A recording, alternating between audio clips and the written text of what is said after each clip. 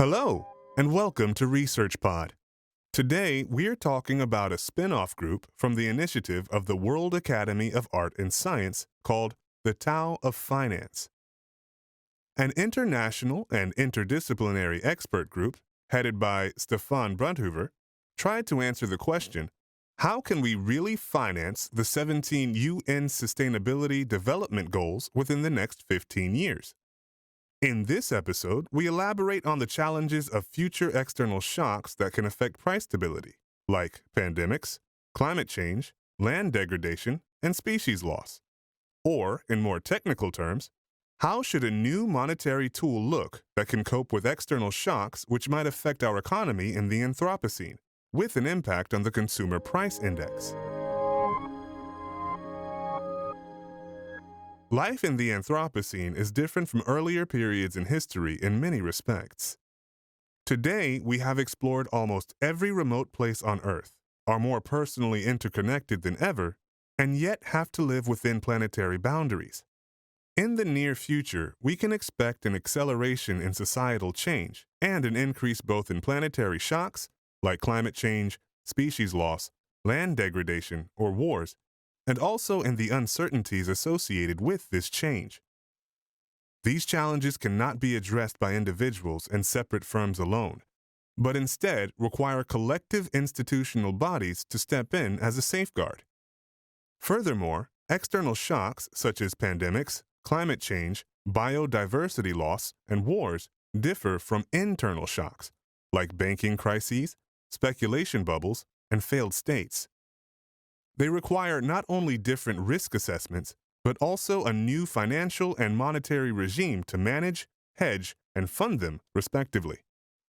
In particular, when such external shocks affect the relative prices of goods and services in an economy, the financial and monetary sector becomes key. Inflation is a thorny problem that remains little understood to this day.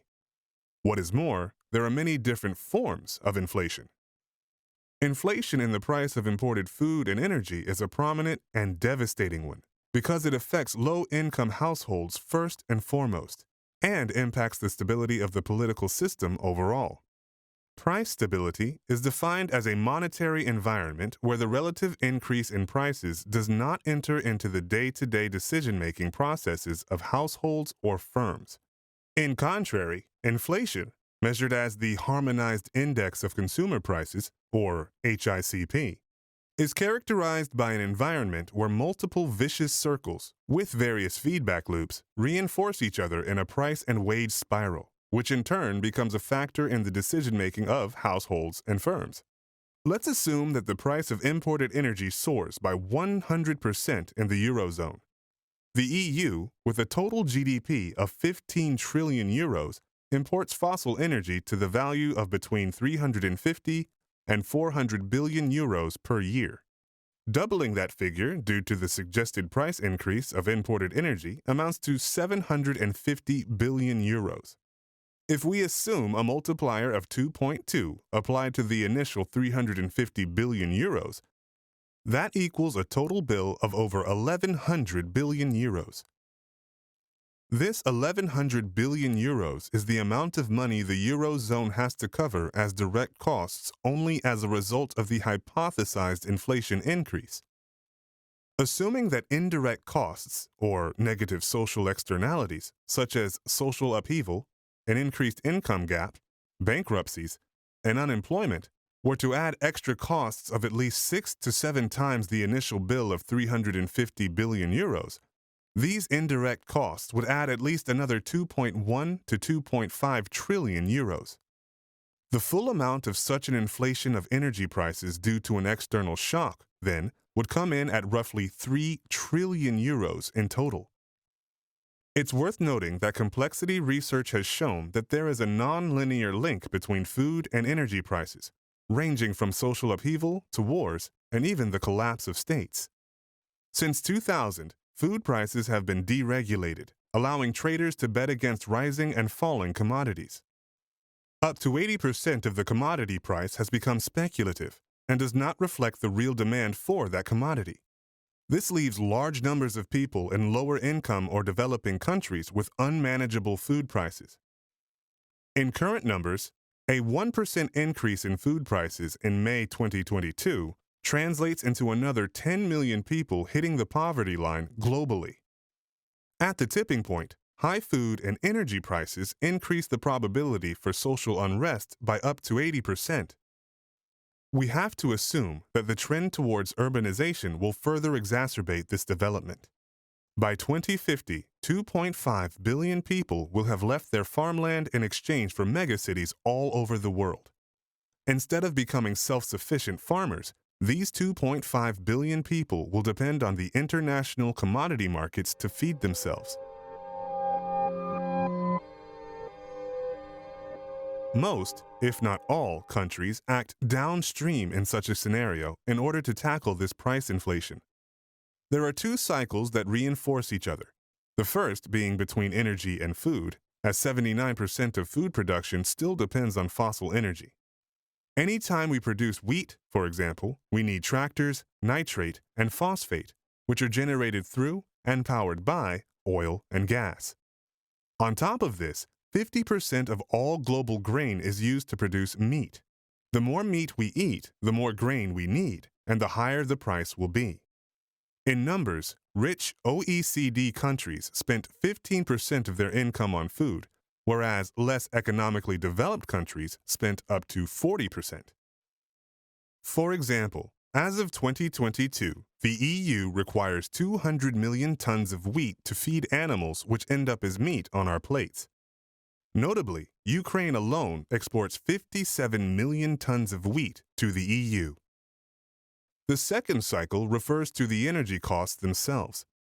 Once they hit an economy, they operate like a regressive value-added tax, VAT, affecting low-income countries and low-income households more than others. Because our entire value chain still depends so heavily on fossil energy in one way or another, anytime we purchase anything, we increase the price of goods and services along that value chain. These combined price and wage spirals are reinforced by the psychological expectation of future changes in the prices and act like catalyzers that run through the entire economy, leading to further speculation over the value of goods, which finally is diluting the prices of almost all products even further. Citizens cannot afford to fill their tanks or pay their rent, and have to spend substantially more on their daily food, and this is expected to further increase in the near future. Governments then start to provide subsidies for lower-income households or tax breaks for companies, implement a price control on energy, increase the interest rate over the inflation rate, and/or diversify their supply portfolio towards other less expensive importers. Finally, they encourage citizens to consume less and increase energy efficiency through additional new research and technologies. None of these traditional measures are wrong, but they are not always entirely effective. These measures often require a long-term perspective, distort the price signal, are expensive overall, and require additional regulatory efforts. It is questionable whether they are actually able to achieve much. We are simply kicking the can down the road, as the price of the imported energy has run through the entire economy already, via VAT and multiple price-wage spirals, causing inflation. With such a downstream approach, we always remain behind the curve, where asymmetric external shocks cause ongoing supply shocks to the economy, multiple breakdowns of our established global value chains, and increase the instability of the overall system. Such traditional measures, in fact, operate like a dump, where we clean up the mess after it has hit society. Instead, we should respond like a preventative rescue package. How can we do that? One proposition is the monetary inflation brake, a targeted, upstream, resilient intervention that operates cross-border and works by proxy. Here, the central banks could come into play. In the normal procedures we just mentioned, central banks risk simply printing money. However, instead of spending money on paying increased salaries and higher domestic food and energy prices downstream, a significantly smaller amount of money could be spent upstream. This could be spent in a targeted fashion to neutralize the additional costs upstream before they hit the economy. In our example mentioned before of the 100% inflation increase in imported and food prices, this would be 350 billion euros. As a specific example of this upstream approach in action, the European Central Bank provides the additional 350 billion euros through quantitative easing first, and facilitates this amount of money via what is referred to as a Central Bank Currency Swap Agreement, CBCSA, second. In this case, the regulators provide additional liquidity for their own currency and swap it into USD in order to cover the additional costs before the price increases hit the economy. Given that central banks are already the largest asset managers in the world, they can either write off and cancel out this purchase or hold on to it and benefit from potential future revenue, seigniorage. The balance sheet of the central bank would inflate by that number nominally, but the domestic price index of the Eurozone would remain relatively stable. Assuming that all central banks are tasked with keeping inflation under control, such a procedure would remain within their legal mandate. At the same time, the conversion rate of the euro to the USD would slightly depreciate on the international currency markets. This is substantially less than what the U.S. Federal Bank spent in September 2019, when the repo markets crashed overnight. At that time, they injected a series of short-term loans into the system of a total of 1.5 trillion USD. At its peak, this worked out as 1 million USD per second. The next step would be that a domestic public development bank, like the European Investment Bank, or EIB, could facilitate these transactions on an executive level, targeting the 24 companies in the EU that are importing the energy cross-border and by proxy. This would provide a stable price index for the EU citizens downstream. In consequence, the euro would depreciate against the US dollar. This eventually would stimulate the domestic export industry. Such a wise and targeted green quantitative easing, then, operates in an anti-cyclical and anti-inflationary manner. Done in the right way, such a mechanism would work like a monetary inflation brake for the domestic economy as a whole. Notably, there have been only 4 periods during the last 250 years where economies experienced a negative real interest rate. During the First and Second World Wars, during the oil crisis of the 1970s, and in the years since 2010. Could it be that we have to adjust our monetary policy to these serial new events? In short, the central bank money facilitates a green state bond and operates like a pass-through and rollover liability or asset upstream. It would eventually encourage indirect investments within the EU towards a greener future. We can take this intervention one step further. Since the 17th century, there have been over 750 currencies used globally, 20% of which are still in use. All of them have depreciated over time, without exception. A wise monetary policy, adjusted to the needs of the Anthropocene, has the potential to at least partially mitigate the curse of imported inflation. As fossil energy is the largest inflator on the planet, we can apply such a mechanism to shift our fossil economy from a brown to a greener economy. This provides a monetary, no-regrets approach that we should consider in light of all the challenges ahead in order to absorb the anticipated future shocks and risks. We should not be scared to think big. Traditional fiscal policy, namely taxation, conventional credit lines, subsidies, and charity, remains inefficient, slow, and expensive when seeking to cope with asymmetric shocks. This monetary inflation brake, MIB, as described here, would stabilize the price index and stimulate the domestic economy in an anti-cyclical manner.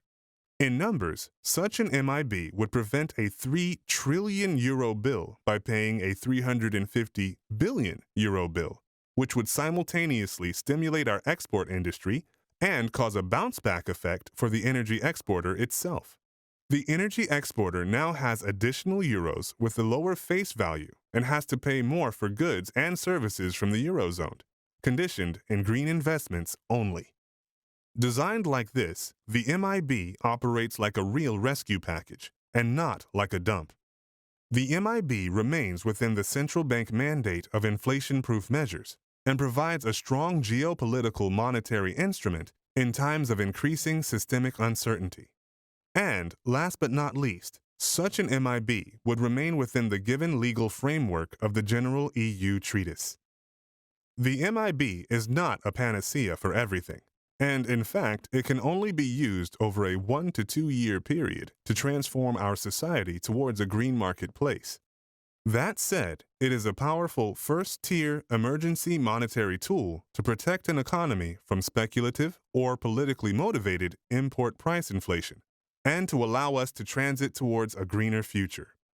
Eventually, it can act as one tool in the toolbox for building towards a common EU energy policy.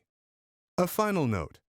This calculation is valid not only for imported food and energy prices, but for any sort of external asymmetric shock that might hit an economy, and is expected to have an impact on the price index that can, partly, be neutralized. The monetary inflation brake won't end inflation, but would help countries regain control over imported inflation. It is cheaper, faster, and more resilient by a factor of 10 than the traditional approach. In other words, it can help to maximize monetary tools to fight upcoming asymmetric shocks and minimize direct and indirect costs for our society as a whole on the course towards a greener future. To read more about the initiatives of the World Academy of Art and Sciences, visit their website, linked in this episode's description, or read the book, Financing Our Future, available online and through all good bookstores. That's all for this episode. Thanks for listening, and stay subscribed to ResearchPod for more of the latest science. See you again soon.